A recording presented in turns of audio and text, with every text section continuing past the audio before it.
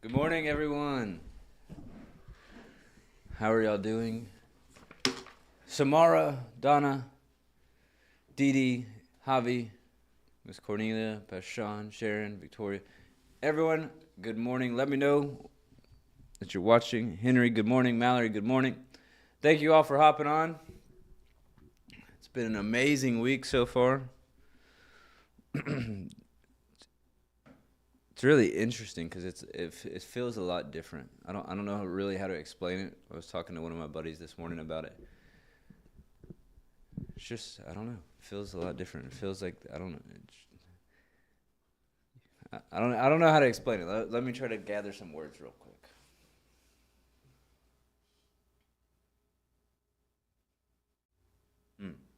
I don't know. Anyway, it doesn't feel like like in a normal revival week or whatever. You kind of like you're like okay, 5 services. Like it doesn't even feel like we've even started yet. No, I'm not saying we're extending or anything. We haven't even had that conversation. It just I don't know. It feels like things are just getting started. Anyways, it's also kind of weird to like flip back and forth between being in that mode then coming right back here. Anyways, it has been amazing. It's been awesome. Good morning, Kim. It's been really cool. I'm excited to hear testimonies of what's happening in people's lives because it's a lot different switch whenever you hear it from people from the outside, but whenever it's your in-house team doing it and hitting it hard, and you can see people's lives changing. You can see people getting revelation. You can see people pressing in, hungry and thirsty. It's going to be awesome to see. We're going to see the results in the coming days, weeks, and even years. Like I said last night, people are going to be called into ministry. People need to go talk to Laura and get signed up for Bible school. Stop playing games. I think back and I wasted 7 years of my life. Knew I was called to ministry, and I wasted 7 years of my life playing games, trying to do things my own way. The things I could have done in those 7 years would have been awesome. So today, we're going to talk about the results of revelation. And we'll probably talk about this for at least probably 2 weeks, because I want to take our time with this. I want to answer questions. And this is not about the end times. Let's just throw that out there now. This is something I just felt like when I talk about the result of revelation, I'm talking about there are certain things in here that when you get a revelation of, you see results change in your life. So that's really what I want to go over is some things that we have to, as believers, get revelation of. Because when we get revelation of them, they change our life. They change the course of everything. They change the way we think, the way we act, the way we talk, the way we believe, they really affect every area. Our finances, our relationships, our confidence, they affect everything. And there's probably a lot of other ones, like if you see me taking my own notes, there's probably a lot of other ones that'll come to me as we're going through this. So let's start with this. Let me get this reference real quick.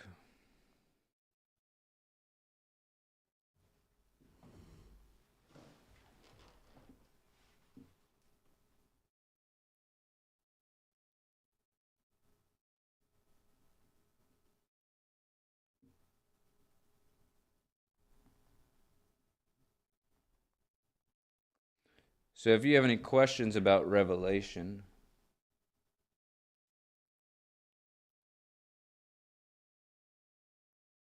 then you can ask those in the comments. Let's go to Luke 8. And we'll see if that's the one I want to read or if I want to read the one in Matthew. Sorry, Mark. Luke 8.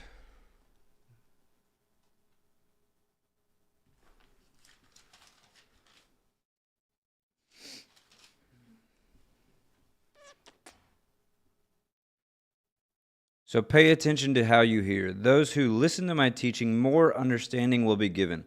But for those who are not listening, even what they think they understand will be taken away from them. So this is what I'm talking about. This is like the very basis, the very foundation of what we're talking about. When you listen to the Word, when you spend time in the Word, when you dig in the Word, when the Word becomes so important to you that you're in it every day, you're in it all the time, then you get more understanding.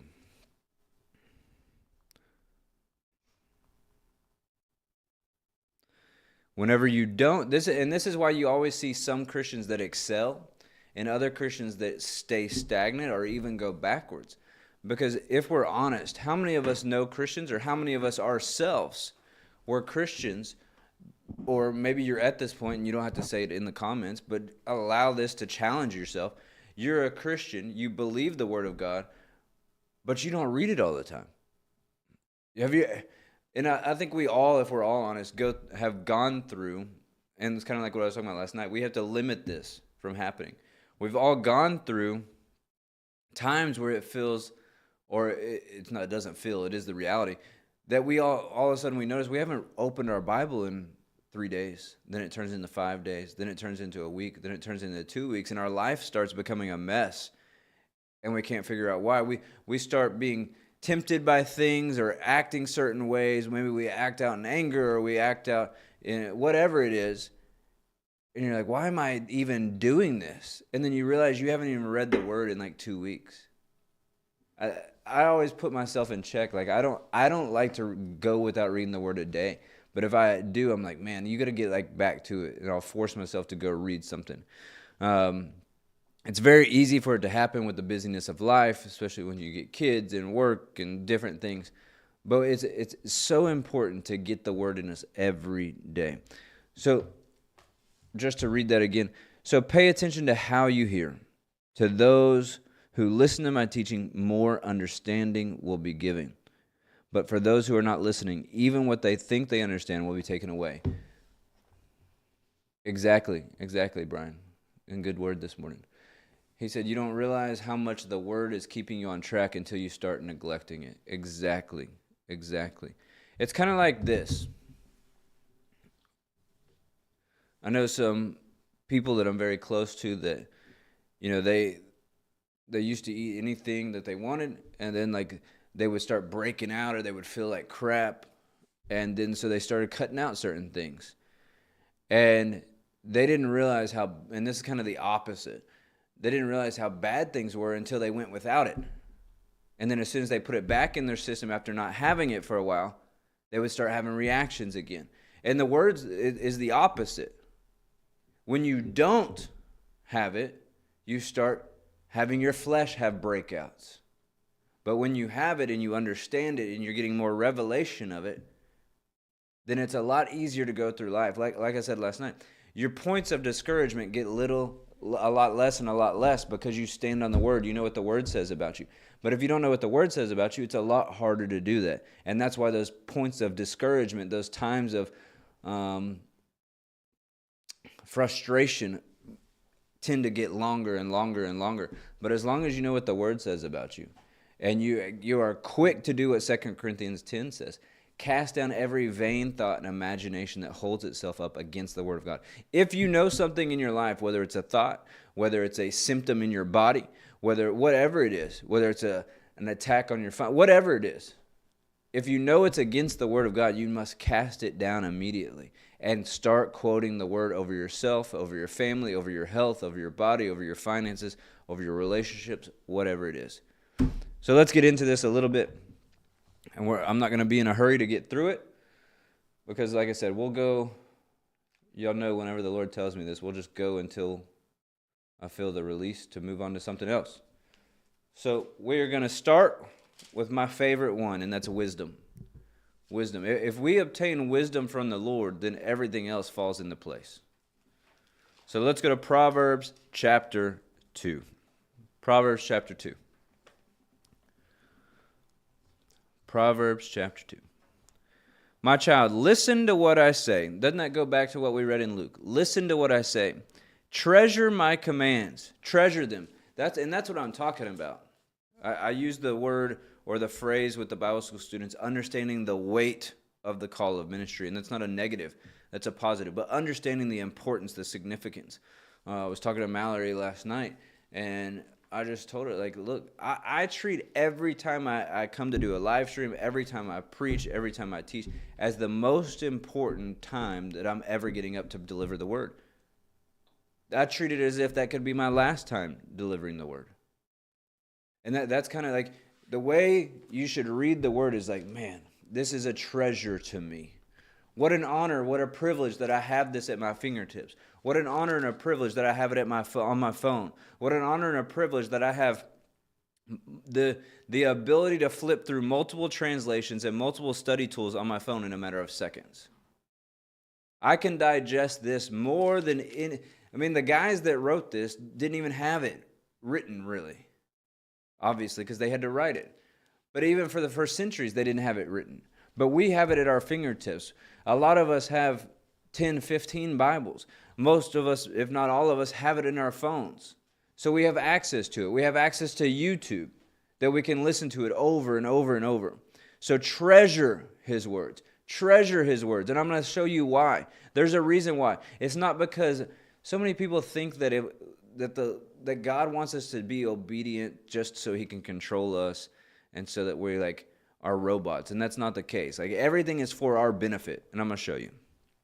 Tune your ears to wisdom and concentrate on understanding. Cry out for insight and ask for understanding. Search for them as you would for silver. Seek them like hidden treasures. Are you seeking the word? Are you digging through the word as if you're digging for a buried treasure? If I were to tell you, let's see someone, Miss Tal. Let's use Miss Tal for an example. If I were to tell Miss Tal, hey, you see that field right across from your house? It's only 5 feet from your house. It's literally across your sidewalk. It's a big field. But if you go and dig in there, there is $100 million of buried gold bars in that field somewhere. What do you think Miss Tal would go do that day? She'd go find whatever shovel she had in the house, right? And go tear that field up looking systematically for that treasure. And that's what we have in the Word. But this treasure will last for eternity. Even if we had gold or silver, that would only last while we're here on earth. But what we learn here will last for eternity. And it doesn't just affect you, it affects your kids, your grandkids, your family, all around you. Cry out for insight and ask for understanding. Search for them as you would for silver. Seek them like hidden treasures. Then you will understand what it means to fear the Lord, and you will gain knowledge of God. For the Lord grants wisdom. From His mouth come knowledge and understanding. He grants a treasure of common sense to the honest. He is a shield to those who walk with integrity. So He gives us understanding. He gives us wisdom. He gives us common sense. Most of us could say, good morning, Emma, that common sense now is not common. But He gives us common sense. He is a shield to those who walk with integrity. So if we walk according to His word, then He protects us. He guards the paths of the just and protects those who are faithful to them. So He allows us, when we're in His will, this is everything I talked about last night. When we're in His will, He protects us. That's why it's so important not to get distracted and pulled to the left or to the right. When we get off His will, it's kind of like what Pastor Ryan says all the time. There's a road and there's ditches on either side. If we get pulled to the left, how many of you have ever ridden a horse? By a show of emoji horses.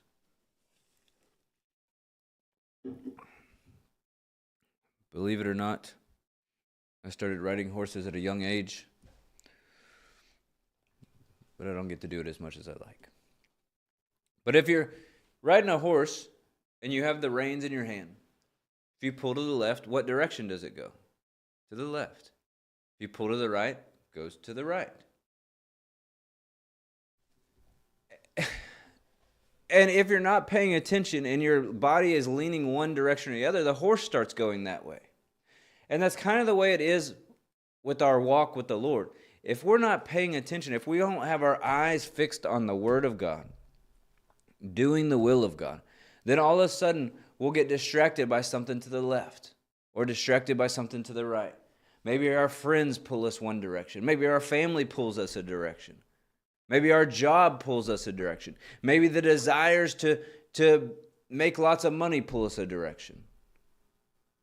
But if we're not careful and we don't base those decisions and those thoughts on the Word of God, then we get ourselves off of the path. But as long as we stay on that path, on that road that He has for us, He protects us and He guides us.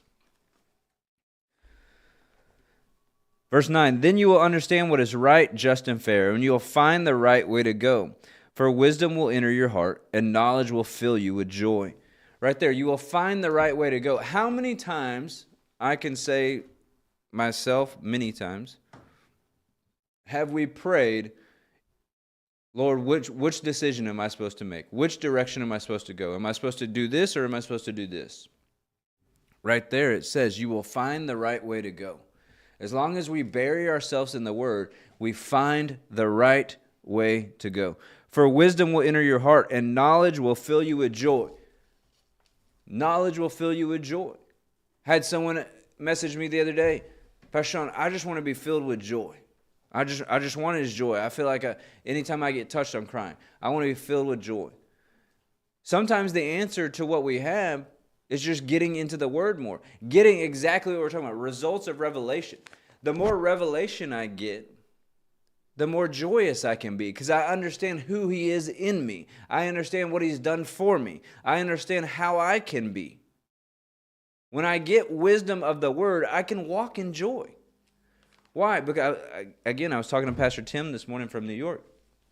He said that they were going through this, and he goes, all I could do is laugh. Hey, Pastor John, good to see you. Why? Because the Bible tells us, at destruction and famine you shall laugh. So even when the enemy tries everything to take you out, you can have joy because you know the Lord will not leave you. He will not forsake you. He is on your side. He's not going to abandon you. He's not going to give you more than you can handle. Let's keep going. Verse 11. Wise choices will watch over you. Understanding will keep you safe. When you base your life on the Word and you understand the Word and you spend more time in the Word and you dig in it like a treasure, then you start making better choices. You don't react out of your emotion. You don't react out of how you feel, but you react by what the Word tells you to do. You react by your spirit. Wisdom will save you from evil people, from those whose words are twisted. These men turn from the right path and walk down dark paths. They take pleasure in doing wrong, and they enjoy twisted ways of evil. Their actions are crooked, and their ways are wrong. Wisdom will save you from the immoral woman, from the seductive words of a promiscuous woman. So those of you, especially the singles, wisdom will save you from being in the wrong relationship and being around the wrong people. It says, so follow the steps of God and stay on the path of righteousness, for only the godly will live in the land, and those with integrity will remain in it. If you go into chapter 3, my child, never forget the things I have taught you. Store my commands in your heart. Store them in your heart. That's what I'm saying. Like, the Word needs to be the first thing that comes out of your mouth. The Word needs to be the first thing that comes to your mind.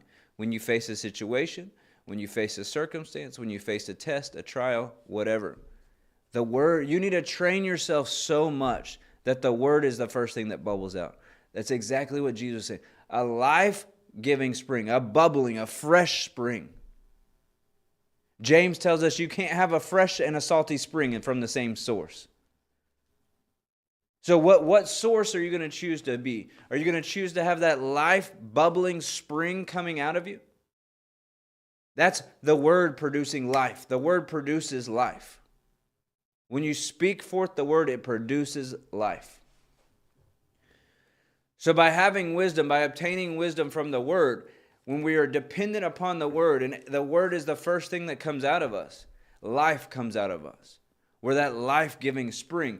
But if we start going into our feelings and our emotions, oh, I just feel really discouraged today, Pastor Sean. I feel really depressed today. I feel really sad. and we allow ourselves to meditate on that, we allow ourselves to speak that out, then that's when we take ourselves from being a life source into a pollutant. We take ourselves from being something that should be refreshing, and we make ourselves toxic.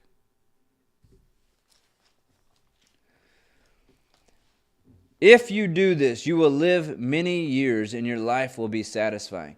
So if we store His command in our heart, then we will live many years, and our lives will be satisfying. This is why I say, like, life. I can't imagine if I look back in life. I can't imagine how people go their whole lives without the Lord and without the Holy Ghost. It makes life so much easier, so much more enjoyable. I'm so much happier. If I'm doing His will and going after His commands, I feel fulfilled every day of my life. Never let loyalty and kindness leave you. Tie them around your neck as a reminder. Write them deep within your heart. Then you will find favor with both God and people. How many of you want to have favor with God? I mean, I would think that's a basic, right? If I can walk in favor with God and I have God on my side, who owns the cattle on 1,000 hills, all the silver and gold is His. He's the one that told the sea where to stop and the land where to start. He's the one that commanded and placed each star to be right where they are. If I have His favor, then what else do I need? Good morning, Chris. I mean, there's so much good stuff in the Proverbs. We could spend so much time in there.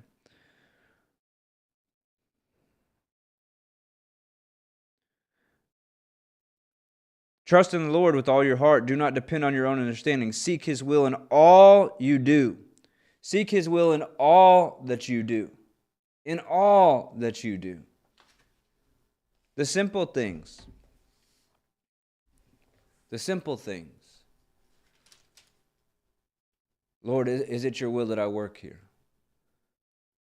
Lord, should I buy this vehicle or this vehicle? Should I buy it now or should I buy it later?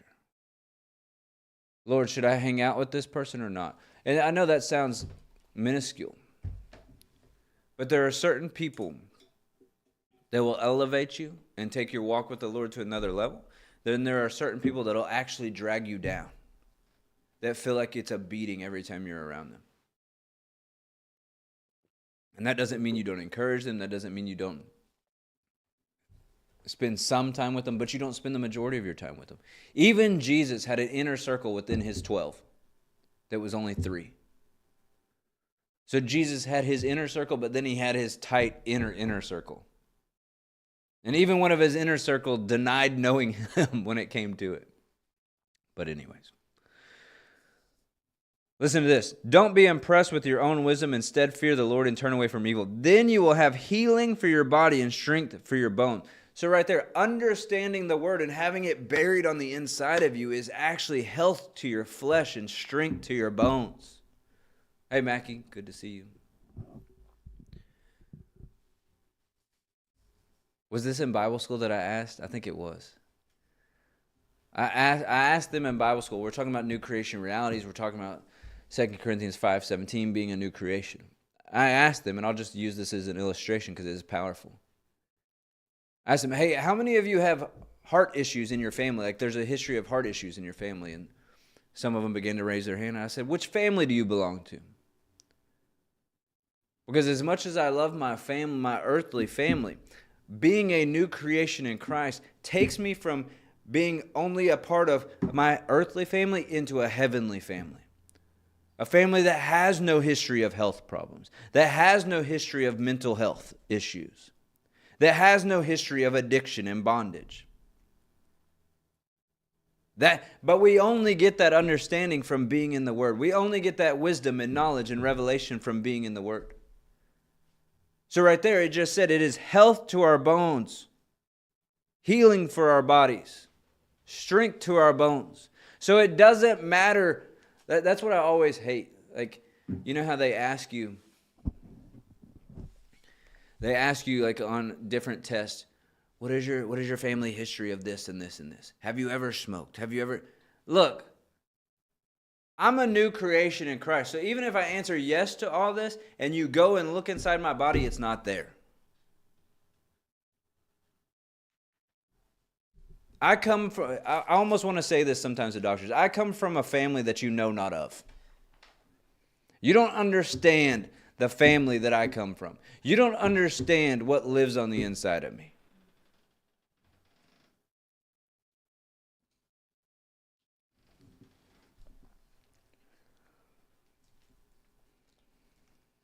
Listen to this. Honor the Lord with your wealth and with the best part of everything you produce. Then he will fill your barns with grain, and your vats will overflow with good wine.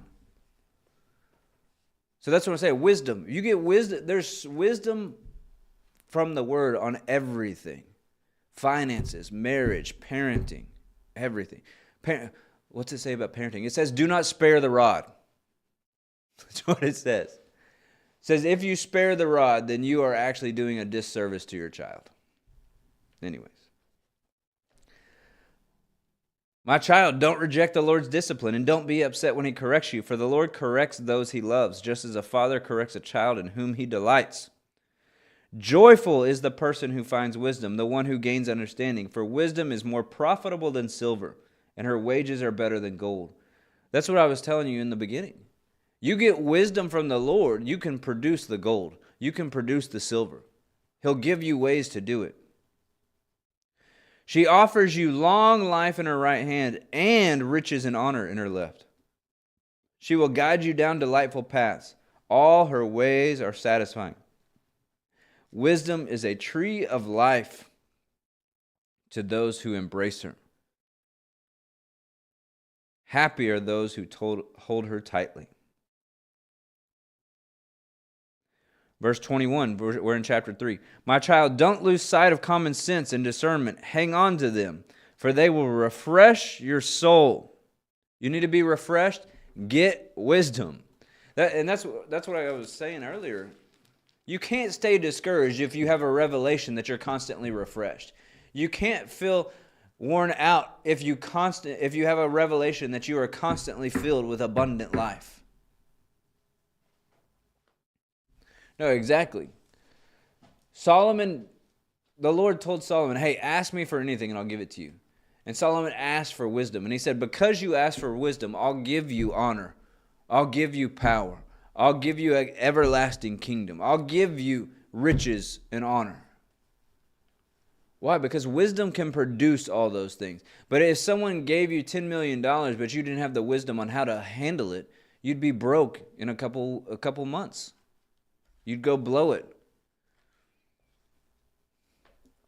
Watch this. They keep you safe on your way, and your feet will not stumble. You can go to bed without fear. You can go to bed without fear. How many of us know people that have just nightmare after nightmare after nightmare?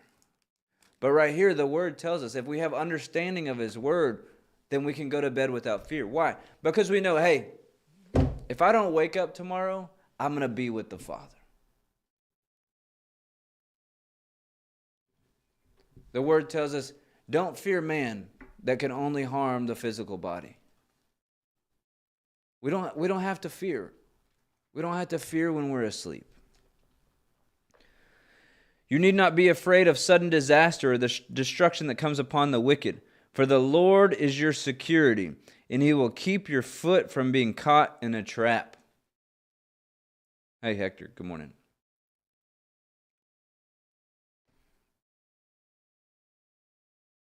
I'm just trying to see how far I want to get into. Okay, we'll skip over to chapter 4. And this is the dangerous thing about starting in Proverbs. You just start going through every chapter. Chapter 4, my children, listen when your father corrects you. Pay attention and learn good judgment, for I am giving you good advice. Don't turn away from my instructions. Right there, he's warning us. Don't turn away from this. Don't neglect this. This is the source of life. Out of this comes everything else. My father taught me, take my words to heart, follow my commands, and you will live. Get wisdom. Develop good judgment. Don't forget my words or turn away from them. Don't turn your back on wisdom, for she will protect you. Love her, and she will guard you. Getting wisdom is the wisest thing you can do. And whatever else you do, develop good judgment. If you prize wisdom, she will make you great. Embrace her, and she will honor you. She will place a lovely wreath on your head, and she will present you with a beautiful crown. My child, listen to me and do as I say, and you will have long life, a long, good life. Jeez. I will teach you wisdom's ways and lead you in straight paths. When you walk, you won't be held back. When you run, you won't stumble. Take a hold of my instructions. Don't let them go. Guard them, for they are the key to life. Right there. That's exactly what I'm talking about. This is the key to life. This is the very key to life. Skip down to verse 20. My child, pay attention to what I say. Listen carefully to my words. Don't lose sight of them. Let them penetrate deep into your heart, for they bring life to those who find them and healing to their whole body. How many of you need healing in your body right now? Of any kind. Read the Word. Read the Word. It says it brings healing to your body, to your whole body. Doesn't matter if it's allergies, doesn't matter if it's your ears, doesn't matter if it's your ankle, doesn't matter if it's your heart, your brain, arthritis, kidney function. Doesn't matter. It says it brings healing to your whole body. Just declare that now. Father, I thank you that I read your word. I thank you that your word gives me wisdom, knowledge, and understanding and revelation.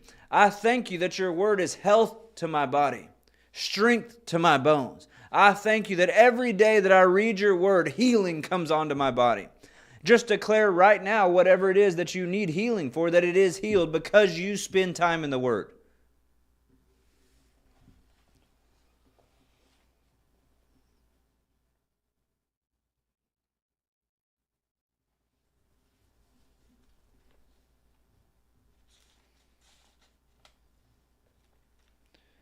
Chapter 7.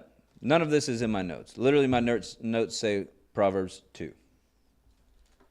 But this is the foundation for everything we're going to talk about in this series. You have to know the Word. And you can pretty much, every class I teach in Bible school, we start with what? Know the Word. You have to know what the Word says on the topic that you're studying, because that's the very basis of life, is the Word. That's the foundation. Everything else can be built upon it, but you have to know the Word.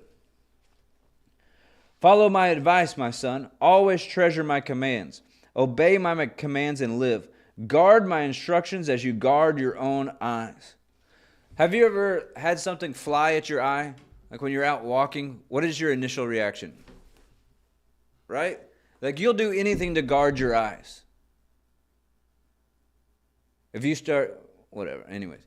You will go to great lengths to make sure your eyes are protected. And that's what he's saying. Guard my instructions. Make sure they are buried deep in the inside of you. Tie them on your fingers as a reminder. Write them deep within your heart. Write them within your inner man. Memorize it. Quote it. Listen to it. Preach it. Over and over again. So listen to me, my sons, and pay attention to my words. Choose my instruction rather than silver, and knowledge rather than pure gold, for wisdom is far more valuable than rubies. And it just goes on and on. Chapter 8, verse 32.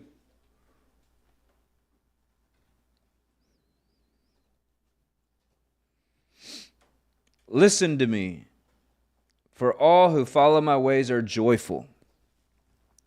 You want to be joyful. Again, you want to be joyful. You want to be joyful. You want to be joyful.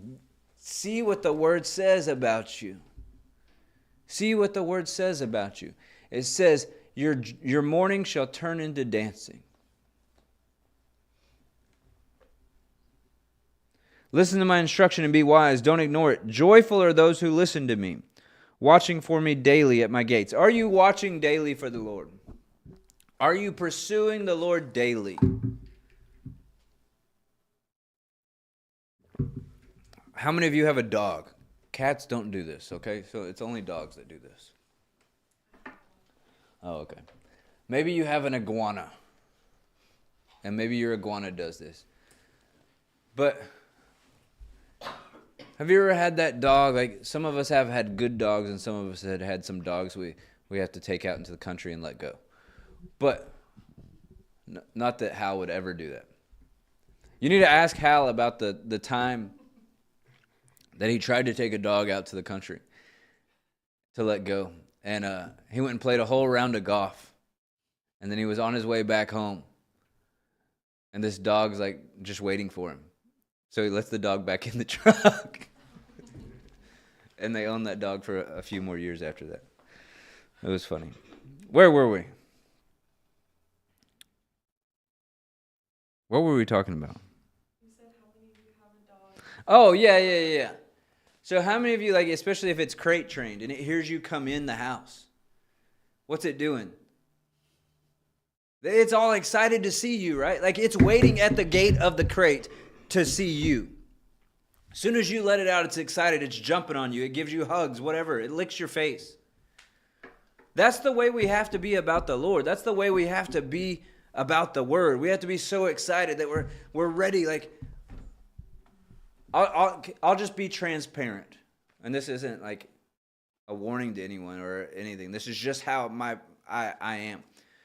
I've told y'all this many times. Like, the first thing, I like to get here early because I like to read the Word before people start knocking on my door. And if for whatever reason, if I had to deal with a contractor or whatever, or maybe I had to deal with something at the house, so I was running a little bit later. If I don't get in the Word first thing, I start like getting like that dog in the kennel. Like, okay, I'm ready to go. Like, I'm ready to, that's how I get. Why? Because I desire this Word so much. We have to be to where we desire this Word so much that if we don't get it, like hey, like, I know you want to talk to me right now, but give me like 2 minutes to get in the Word. Even if you have to just read one Proverbs, one Psalm, whatever it is, just get some Word in you. Chapter 9. Wisdom has built her house. She has carved her 7 columns. She has prepared a great banquet. This kind of goes back to the highways and hedges. Like, she has prepared a great banquet, mixed the wines and set the tables. She has sent her servants to invite everyone to come. She calls out to the heights overlooking the city. Come in with me, she urges the simple. To those who lack good judgment, she says, come eat my food and drink the wine I have mixed. Leave your simple ways behind and begin to live. See right there, this is exactly what I'm talking about. Like, the world thinks they're living it up, right? If I can just have these things, if I can just do this, if I can just go on this vacation, I've got it all. Leave your simple ways behind and begin to live. You only begin living when you start living for the Lord, sold out. And I mean sold out. Because there's being a Christian and then there's being sold out. And there's a difference in your life. You can be a Christian and still have all the same issues as the world because you're not sold out to the Lord. When you fully turn everything over to the Lord and you're sold completely out, life begins to get fun. He'll take you to places all over the world that you didn't think you could go. He'll give you things you never thought you could have. But he can only do that when you give everything to him. That's kind of like, there's a song I like, but I don't like. I like it a lot, but it goes, what does it say? More of you, God. When it really should say, I give you more of me. Because he's already done everything he can do. He gave us his Son. He gave us his Holy Spirit.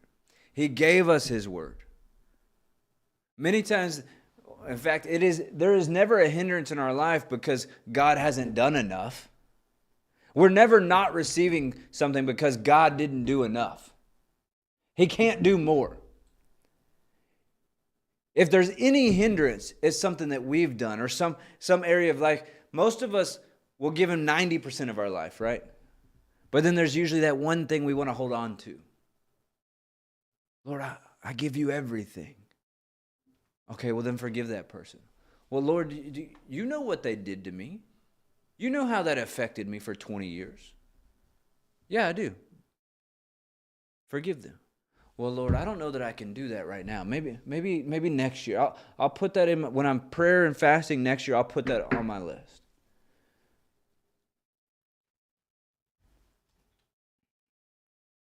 But we've got to get to the point where nothing else is as important as the Lord. And that's what I was talking about last night. Like, if you can give him, and I wasn't going into everything last night with it being an evening service, but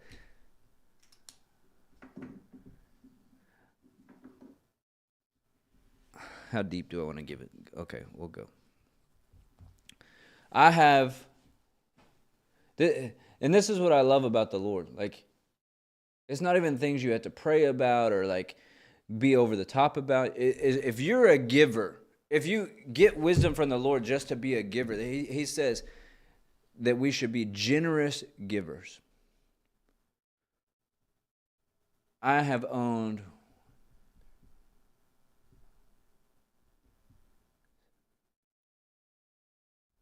like 10 firearms. You know how many of them I bought for myself? 1. Well, no, I'll take that back. I bought 3, but 2 of the ones I bought were basically given to me. I paid less than half of what one would have been for both of them. And when I got those 2, so people had already given me about 4 at that point. When I got those 2, one of them was the most valuable one I had ever owned in my life. And I gave it away. Since then, I've gotten more and more and more. And then someone even gave me a safe to keep them in. I didn't buy any of that. Didn't ask for any of that. But when you get revelation of what the Word says, and I could go on suits. I've given suits away. Given suits away.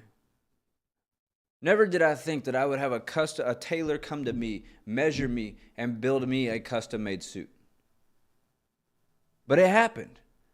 And I didn't seek that thing out. Someone called and said, hey, I'm sending my tailor over to get your measurements. Going to have a custom suit made for you. Awesome. Praise the Lord. Shoes. I mean, y'all heard me talk about it last night. Most of y'all know that are around know that I like shoes. My mom can tell you many stories from growing up. The funniest one she tells that I don't even remember it. Mom, how old was I whenever this happened? There were some kids spending the night, or one kid spending the night.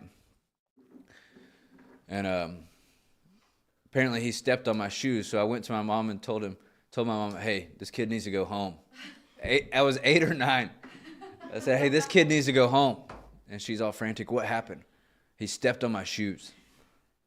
So, but I couldn't even tell you how many pairs of shoes I've given away. But people give me shoes. Watches, whatever it is. Money. I told you all about housing last night. I find it ironic, and I'm just talking to y'all now, so if you have questions, you can ask them. And I don't know how I got onto giving and sowing, but okay, we'll go with it. My second year in Bible school, late into my second year, I was armor bearing a lot, doing taking care of all the guests, taking care of Pastor Rodney quite a bit. And I heard a word that basically said, you're going to live in a pastor's house. And my mom heard the same thing. And then third year comes, I graduate Bible school, no offer. Like a lot of the guys that were armor bearing would go stay at Pastor Rodney's house and do work at the house and stuff. And I never got that offer. I was kind of like, okay. And then whenever I moved to South Africa, like not even thinking anything about it, I was like, okay, this is what you do when you hear something from the Lord. And this is what you do when you hear prophecy. Then this is just, you don't go out and force it to happen. I didn't go to Pastor Rodney. Hey, the Lord told me I'm supposed to live at a pastor's house. You got a room for me? He'd have been like, hey, you're done with Bible school. Get out of here. You don't do that. You don't force your way in. If it doesn't happen immediately, you kind of put what we call put it on the shelf. You write it down, put it in your journal, you put it in the back of your mind. You know it's there, but you don't force it to happen. So years later, 2 years later, I think, maybe almost 3, I'm in South Africa, or getting ready to move to South Africa, and the pastor says, hey, I've got a house for you. I've got a vehicle for you. Then whenever I set up the mission school in a different city, I had a house there. So not only did I have one house, I had 2 houses that belonged to a pastor completely free. So where did that come from? In Bible school, like I said last night, there was one point I had 10 people living in a 4-bedroom house. I think at one point it was actually more than that. But there were multiple international students that could not work while they were in the United States going to Bible school. I can't tell that story, Lord. I'll tell it in a little bit, in a different way. I'll tell it, okay. Sorry, I'm just having a conversation with the Lord. But to the point where like almost everyone had a roommate in their room. And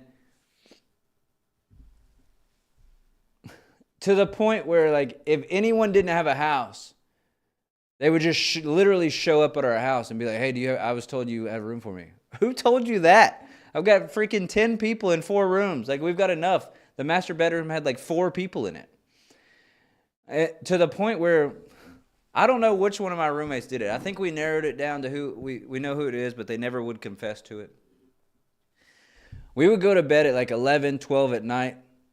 No one would be on the couch. We'd wake up. And all of a sudden, there'd be one of these Bible school students on the couch every night. We were like, how did this kid get here? To the point where we started putting the recliner and tables against the front door to make sure this guy wasn't getting in. It wasn't 8 to 9 guys sleeping on the floor every night, Mom. You're exaggerating a little bit. But I mean, like, I can remember that. So when you came in the garage, there was a room on the right that had 2 guys in it. The room on the left, for whatever reason, Jonathan only had 1 guy in it. You get into my room, I had one. It was me, and then for a little bit, I had another guy in it from Holland. Then you walked into the master, and it had like 4 or 5 guys in it. And then, yeah, sometimes there were people sleeping. You're right, Sam did sleep in the floor in the living room for a little bit, but it was nuts. But anyways, by providing that housing for those people, I never have to worry about a house again. Why? Because I've sown my seed. The Lord has to be obedient to His word. He has to be true to His word. He said His word cannot fail. When we sow continual seed, we reap continual harvest. But that only comes from knowing what the word says. And I don't know why I went on giving. I'm not taking up an offering or anything. And we got to point 1.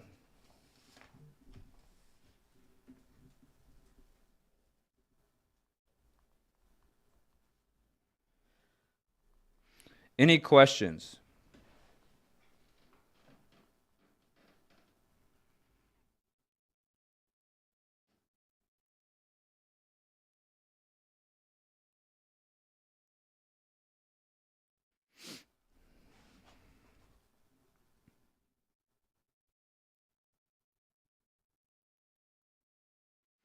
Any questions on the word, on wisdom?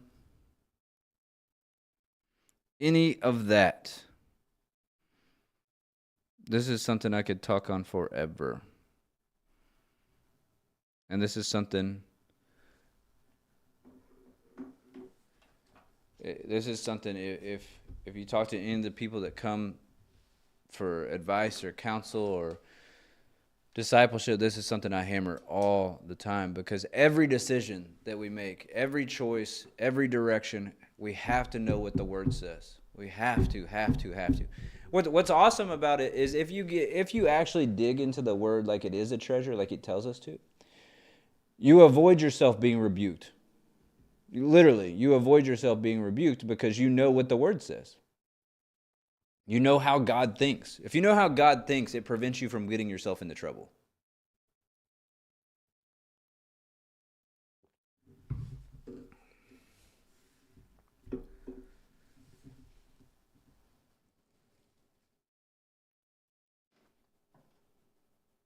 Bible school was a crazy time.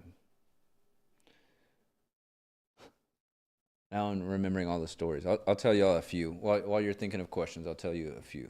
We'll see. Sharon, if any come to your mind that you think I should tell, you can pop them in. So, for whatever reason, the guys in my house, this was first year, so it was only like 5 of us at this point. And then a bunch of guys would come over and hang out. For whatever reason, they like to watch the UFC. Which is fine. But when you get like 5, 6 young guys watching the UFC, what do you think happens? They all start wrestling, right? I didn't mind wrestling. My dad, besides being a baseball player, was also a college wrestler. So to say I've had a few wrestling moves put on me in my life would be an understatement. One thing he did teach me was a chokehold.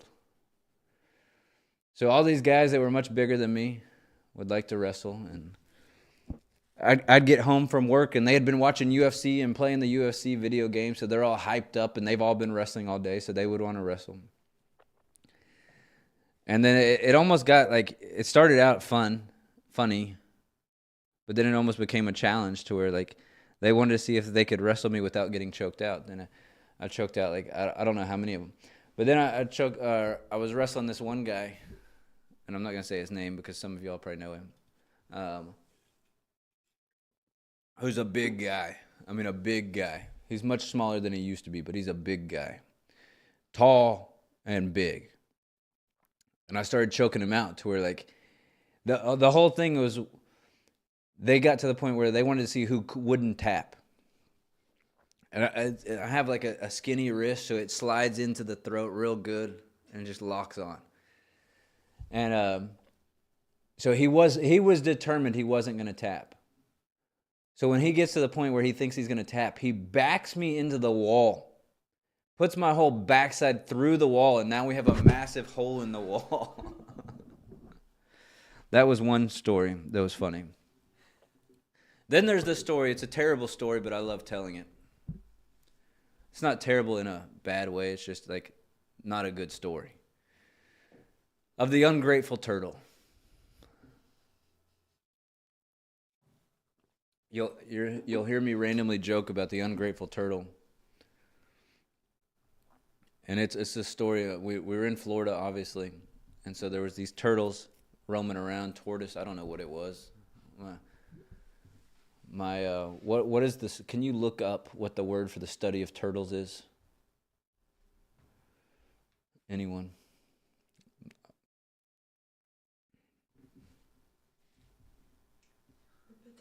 A herpetologist.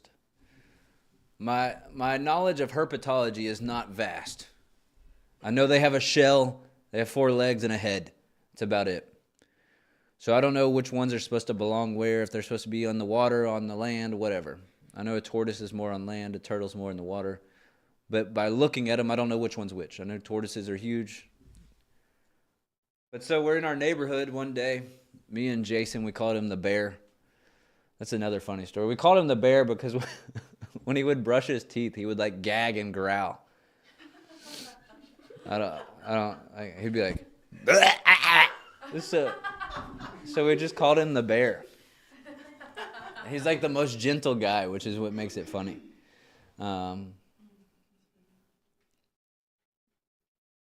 Okay, good question. So we called him the bear. It was me and Bear and maybe Fico. This guy named Michael Fico, we called him Fico. I think the 3 of us were together in my little white toaster that I had, my Scion XB. And there's this turtle, like just stuck in the road, just chilling. And we're like, oh man, it'd be a great idea to save this turtle. We can make him a pet at our house. So our house backed up to this lagoon. So we're like, yeah, that's a great idea. So we put him in the garage. For whatever reason, some other Bible school student that had chickens thought it would be a good idea to bring us chickens in a kennel. So we let the chickens out in our neighborhood, like we're in Hawaii or Puerto Rico. I don't know what we were thinking. I think an alligator ate them. No, I have no idea what happened to them. We never saw them again.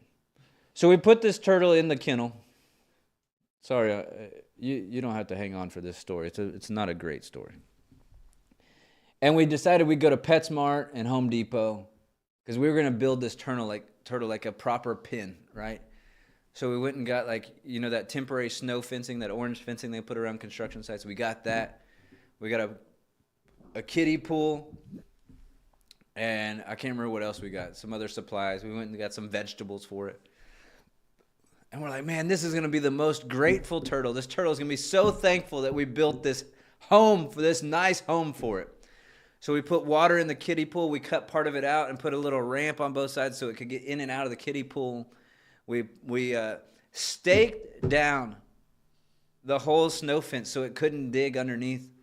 Like, we spent 2.5 hours building this thing. And then we finally get it built. The whole time the thing's just chilling in the kiddie pool, just watching us, thinking we're idiots. In the 20 minutes that the two of us that did all this went and took a shower, we come back. Turtle's gone. I mean, completely gone. Nowhere in sight. We're running up and down the backyard next to the lagoon. So in Florida, a lot of the yards don't have fences, so they're just all open. So you can go back and forth between all of them. We're looking in the street, but in between the houses, we're looking everywhere. This turtle is gone. So that is the story of the ungrateful turtle. We worked all this time and this effort just for the turtle to leave us and abandon us. The ungrateful turtle. That's what I'm saying. It's not like an interesting story. It's like a terrible story. It's not the best. It's not. What about students that are in Bible college now and will be? What are your thoughts on a house with roommates? What are my thoughts on a house with roommates? Let me tell you my personal experience. The first year I had roommates was amazing, great. We all paid our bills on time. The house was kept decent. I won't say nice. It was kept decent. But you're also talking about a bunch of dudes. Second year, as more people started getting in the house, so most of the stuff in the house was mine. I was the only one that had lived on my own before, so most of it was mine. The couch was mine. All the dishes in the kitchen were mine. Yada yada yada. The washer and dryer was mine. Yada yada yada. I was the only one that worked full time, so most of the other guys were at the house most of the time. So they would eat at home. Great. I would have loved to eat in my own home. But it got to the point where they didn't wash any of the dishes at all. So one day, me and Joe, whenever everyone else was gone, decided to wash all the dishes. Then we hid them in my room because my room had a lock on it. So that they could no longer cook in the house because they would not clean. I mean, it was disgusting.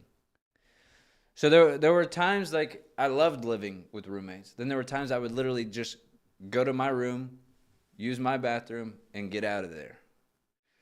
So, I mean, the other thing I've noticed, and this didn't have anything to do with Bible school, it's just kind of been an observation I've made over life, and it really hasn't happened to me, but I've seen it happen to a bunch of other people.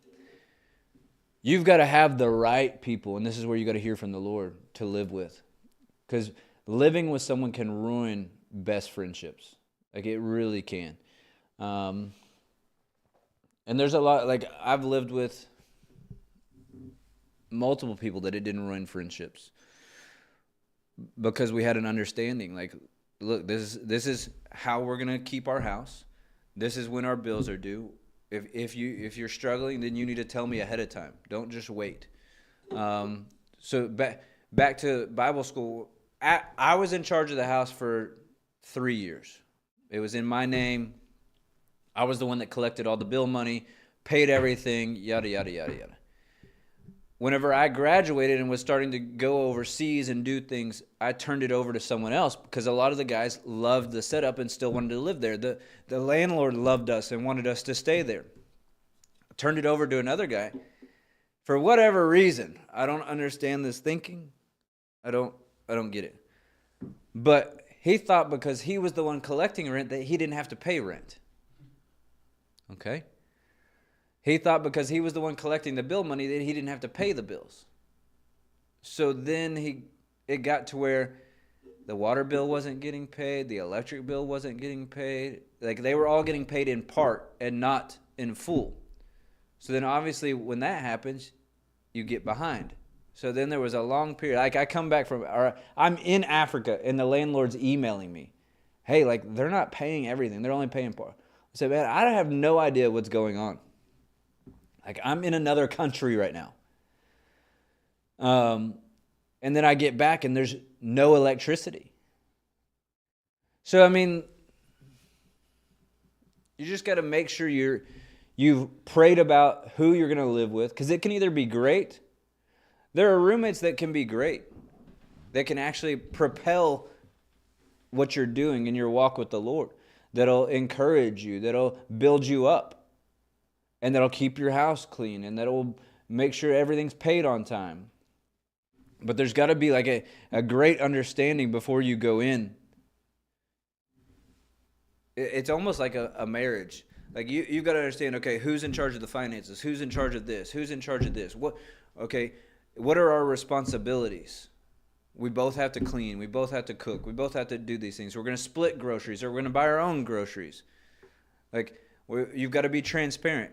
Hey, here's the bill. We split it 2 ways. We split it 3 ways. Don't just... Like whoever's over the finances, don't just be the one that says, hey, the bill's $200. I need $100 from you. Like actually be transparent. Say, hey, here's the bill. Because you don't ever want the roommate saying, okay, is that actually what the bill cost? Or are they just saying that so they can make some money off of me, or they don't have to pay their part? So just be, that's the safest way to do it. I think there's a few of y'all that are in Bible school now that could easily do that, but I think y'all would have to be, again, very transparent. Set the guidelines out ahead of time. Almost draw up, you have your contract with the landlord, but almost draw up some roommate contracts to where, hey, this is who's responsible for this. This is who's going to collect this money. We're going to clean every Saturday. We're going to clean. This person's in charge of this bathroom, this person's in charge of the kitchen, this person's in charge of the vacuuming, whatever y'all do. If you get groceries together, you're going to save a lot more money. So, I mean, there are a lot of benefits to having roommates, but then there's a lot of downfalls. Also, know your different personality types. Know your different study types. Like, some people want absolute silence when they're studying. Some people don't mind noise and actually like noise when they're studying. So like if your roommate likes silence and you know they're studying, don't be a jerk and go make a bunch of noise. So yeah. Anyways, that's what I have to say on that. So anyways, don't be an ungrateful turtle. Get in the Word. I don't know what they have to do with each other, but there you go. I've kept you long enough. Have a great day. We love you. We'll see you tonight for night number 5. Night number 5. These next 2 nights are going to be amazing. You don't want to miss it. They've just been like building and building. And then Pastor Ryan's going to close it out on Friday, and it's going to be incredible. And we'll just carry on with the momentum that the Lord has behind us and do what He's called us to do. Love you. Have a great day. Oh, we've got another invisible water bottle. Bye-bye.